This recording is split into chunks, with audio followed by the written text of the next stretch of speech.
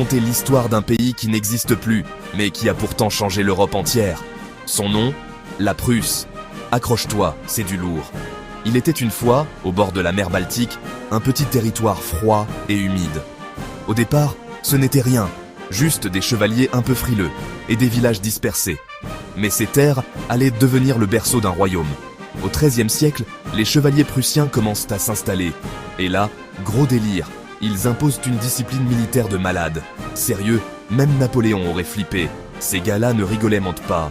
Ils construisent des forteresses, organisent leurs cités et deviennent hyper efficaces. Fast forward quelques siècles, arrive Frédéric le Grand. Ce mec-là transforme la Prusse en véritable machine de guerre. Ils battent des pays plus gros, inventent des stratégies folles et deviennent célèbres pour leur armée. On parle de discipline, d'organisation, de stratégie. Bref, la Prusse devient le pays que tout le monde craint et admire à la fois.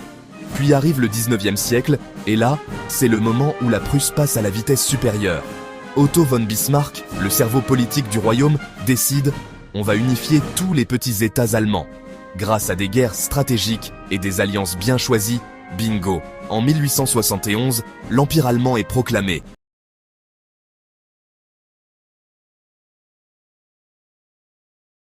Pire. Oui, elle est le boss. Mais comme dans toutes les bonnes histoires, ça va mal tourner. Après la Première Guerre mondiale, l'empereur abdique. La monarchie tombe. La Prusse existe encore, mais seulement en mode État libre dans l'Allemagne affaiblie. Elle reste une référence du militarisme, mais le monde change autour d'elle. Puis vient la Seconde Guerre mondiale. Et là, grosse décision des Alliés. La Prusse, trop liée au militarisme, trop responsable de la folie guerrière, doit disparaître. Et hop, en 1947, c'est fini. Le pays est officiellement dissous. Ses terres sont partagées entre la Pologne, l'URSS et l'Allemagne. La Prusse, qui a dominé l'Europe pendant des siècles, n'existe plus. Mais son héritage matériel reste. Et son influence reste visible sur la carte et dans l'histoire. Alors voilà, Internet, moralité, un pays peut disparaître d'un trait de plume, mais son héritage, lui, reste pour toujours.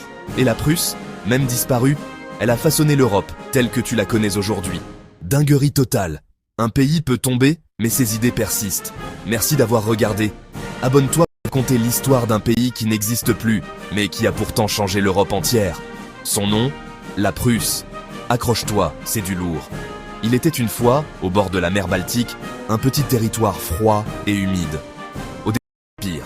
Oui, elle est le boss. Mais comme dans toutes les bonnes histoires, ça va mal tourner.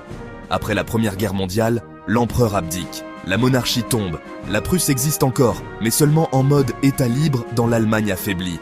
Elle reste